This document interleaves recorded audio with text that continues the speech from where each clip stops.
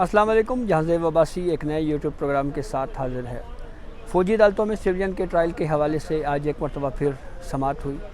اس case میں جو 9 مئی کے واقعات میں جو پرتشدد احتجاج تھا اور اس میں فوجی تنصیبات کو نشانہ بنایا گیا، اس معاملے کے اوپر یہ سوال خاصا زیر بحث رہا کہ نیت کیا تھی، یعنی یہ جو جتنے بھی اٹیکس ہوئے ہیں اس کے پیچھے مقاصد کیا تھے. لیکن یہ جو سوال ہے جو آئینی بینچ کی جانب سے پوچھا گیا، اس سوال کے اوپر بھی آئینی بینچ کے اندر ہمیں تفریق کا جو تاثر ہے وہ ملا.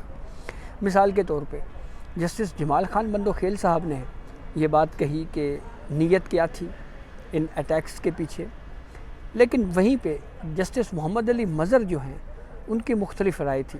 جسٹس محمد علی مظہر کا یہ کہنا تھا کہ ہم اپیل میں بیٹھے ہوئے ہیں اور اس لیے ہم نیت کو نہیں جانچ سکتے.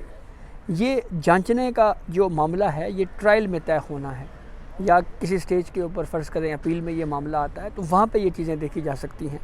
ہمارے سامنے تو صرف کیس یہ ہے کہ آرمی ایکٹ کا سیکشن 21D اور 21D2 ultra vires of the constitution ہے یا intra vires of the constitution ہے. یعنی آرمی ایکٹ کے سیکشن جن کو سپریم کورٹ نے کالعدم قرار دیا ہے، کیا وہ غیر آئینی ہیں یا آئین کے مطابق ہیں. اس کیس کی سماعت کے دوران 21ویں آئینی ترمیم کے حالات و واقعات کے اوپر بھی ڈسکشن ہوئی، اور پھر اس کے بعد سابق چیئرمین سینٹ جن کا نام تو نہیں لیا گیا، رضا ربانی ان کا نام ہے، انہوں نے ترمیم کے حق میں 21ویں ترمیم کے حق میں ووٹ دیا تھا. یہ وہ 21ویں ترمیم ہے جس کے ذریعے محدود وقت کے لیے فوجی عدالتیں قائم کی گئی تھی. مسلم لیگ نون کے دور میں وزیر اعظم میاں محمد نواز شریف تھے. تو اس معاملے کے اوپر رضا ربانی کا نام دیے بغیر جسٹس حسن نظر رضوی نے یہ سوال یا ایک آبزرویشن دی، سوال تو خیر ہم اس کو نہیں کہہ سکتے، جس میں انہوں نے یہ کہا کہ ایک سابق چیئرمین سینٹ تھے، انہوں نے ملٹری کورٹس کے حق میں یا آئینی ترمیم کے حق میں ووٹ دیا، اور پھر انہوں نے آنسوؤں بھری یعنی وہ ووٹ تھا، یعنی آنسوؤں کے ساتھ دکھی دل کے ساتھ ووٹ دیا.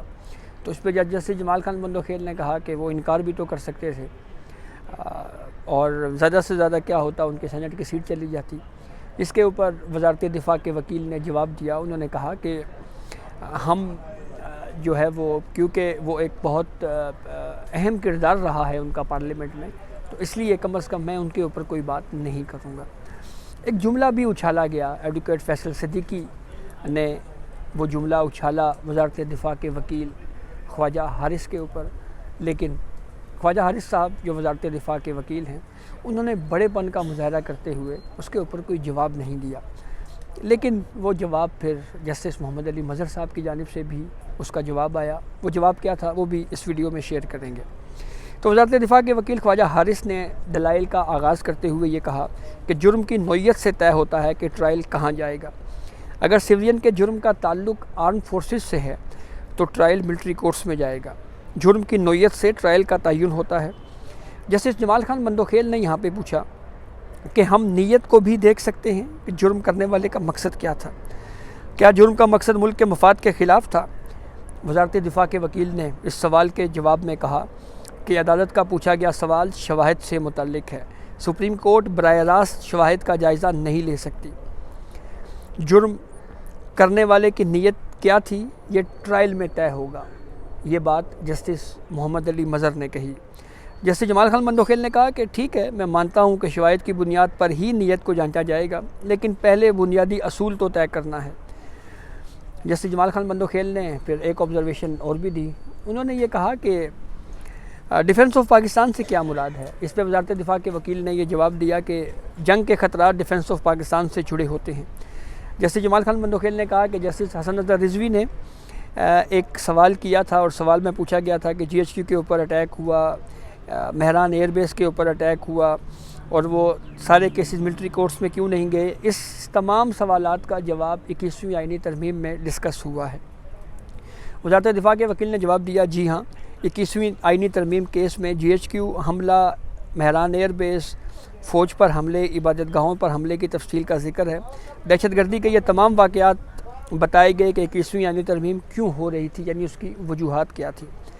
جیسے جمال خان بندوخیل نے ثانیہ APS کا حوالہ دیا اور کہا جی کہ وہاں پہ بھی نیکسس موجود تھا، APS کے وقت نیکسس موجود تھا، اس کا جواب خواجہ حارث نے دیا، اور انہوں نے پھر یہ بھی کہا کہ نیکسس یا تعلق کسی فوجی افسر یا دوسرے سے کا معاملہ ہے۔ جیسے جمال خان بندوخیل نے کہا کہ APS حملے کے وقت آرمی ایکٹ موجود تھا، وزارت دفاع کے وکیل نے اس کا جواب دیا، انہوں نے کہا کہ آرمی ایکٹ اور آفیشل سیکرٹ ایکٹ ثانیہ آرمی پبلک اسکول کے وقت بالکل موجود تھا۔ جیسے جمال خان بندوخیل نے کہا کہ گٹھ جوڑ اور آرمی ایکٹ کے ہوتے ہوئے بھی فوجی عدالت میں ٹرائل کیوں نہیں ہوا، فوجی عدالت میں دہشت گردوں کے ٹرائل کے لیے آئین میں ترمیم کیوں کرنا پڑی۔ اس کا جواب وزارت دفاع نے دیا کہ ترمیم میں ڈسپلن اور فرائض کی انجام دہی سے ہٹ کر بھی جرائم شامل کیے گئے۔ جیسے جمال خان بندوخیل نے کہا کہ دہشت گرد گروپ یا مذہب کے نام کے اوپر جو دہشت گردانہ کارروائیاں ہیں ان کا ٹرائل کہاں چلے گا۔ وزارت دفاع نے کہا کہ آرمی ایکٹ کے تحت دہشت گرد گروپ یا مذہب کے نام کے اوپر دہشت گردی کے واقعات پر ٹرائل ملٹری کورٹ میں چلے گا، آئینی ترمیم کے بغیر بھی ایسے جرائم کا ملٹری کورٹس میں ٹرائل چل سکتا ہے، یہ وزارت دفاع کے وکیل نے جواب دیا۔ پھر جسٹس حسن رضا رضوی نے کہا کہ کچھ دن پہلے یہ خبر آئی کہ کچھ لوگوں کو اغوا کیا گیا، ان میں سے 2 کو چھوڑا گیا۔ جیسے جمال خان بندوخیل نے ایک سوال پوچھا، انہوں نے کہا کہ کوئی دہشت گرد تنظیم تاوان کے لیے کسی آرمڈ پرسن کو اغوا کرے تو اس کا ٹرائل کہاں چلے گا۔ وزارت دفاع کے وکیل نے کہا کہ فرض کریں ٹرائل ملٹری کورٹ میں نہیں بھی چل سکتا، پھر بھی اصل سوال یہ ہے کہ اس سوال یا جو بات پوچھی جا رہی ہے اس کا اس کیس کے اوپر کیا اثر پڑ سکتا ہے۔ جسٹس نعیم اختر افغان نے 21ویں آئینی ترمیم کا حوالہ دیتے ہوئے کہا کہ پارلیمنٹ میں ترمیم سے قبل ایک تفصیلی بحث ہوئی تھی اور ایک مائنڈ اپلائی کیا تھا، آپ نے وہ حصہ نہیں پڑھا۔ اس پہ جسٹس حسن رضا رضوی نے کہا کہ 21ویں آئینی ترمیم کی منظوری کے وقت ایک سابق سینٹ کے چیئرمین تھے، ان کے آنسو بھی نکل آئے تھے، ترمیم 2 سال کے لیے تھی، یہ جسٹس محمد علی مظہر نے کہا۔ جسٹس جمال خان بندوخیل نے کہا کہ انہوں نے خود کو کورٹ میں آ کے خود تسلیم کیا کہ ان کے ہاتھ بندھے ہوئے تھے، وہ ترمیم کے حق میں ووٹ دینے سے انکار بھی کر سکتے تھے، زیادہ سے زیادہ یہی ہوتا کہ ان کی سیٹ چلی جاتی۔ وزارت دفاع کے وکیل خواجہ حارث نے کہا کہ میرے لیے وہ بہت قابل احترام ہیں، پارلیمنٹ کے لیے ان کا بہت حصہ رہا ہے۔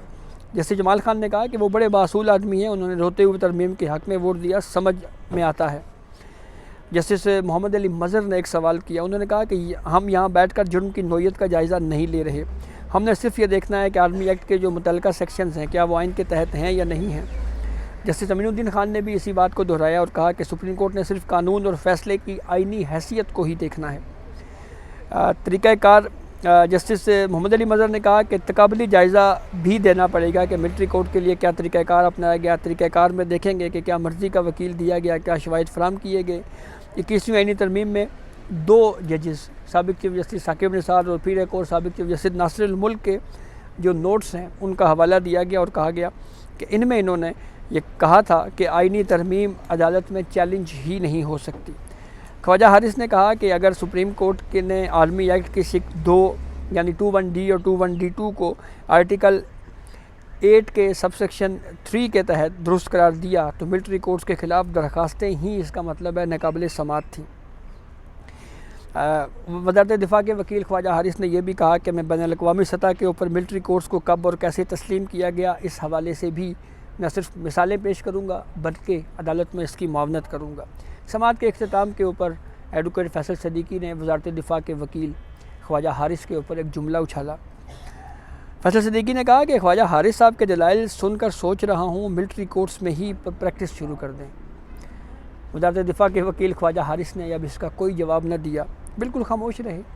تو جسٹس محمد علی مظہر نے کہا کہ پہلے ہمیں فیصلہ کرنے دیں، پھر جس نے جہاں پریکٹس کرنی ہے وہ جا کر کرتا رہے۔ ملٹری کورٹس کی کیس کی سماعت کل 9:30 بجے دوبارہ ہوگی۔ تو یہ اب تک کی اپڈیٹ تھی جس سے ہم نے آپ کو آگاہ کیا۔ بہت شکریہ۔